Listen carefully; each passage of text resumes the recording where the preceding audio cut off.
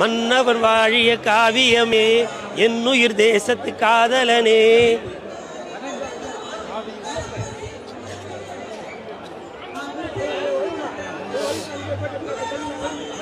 எனக்கு தெரிஞ்சு இப்பவும் கேப்டனுக்கு இவ்வளோ கூட்டம். அவர் இறந்தும் மறைந்தும் இன்றும் பலரது உள்ளங்களில் வாழ்ந்து கொண்டிருப்பவர் கேப்டன். கேப்டனோட புகழ் என்னைக்குமே இருந்துட்டே தான் இருக்கும்.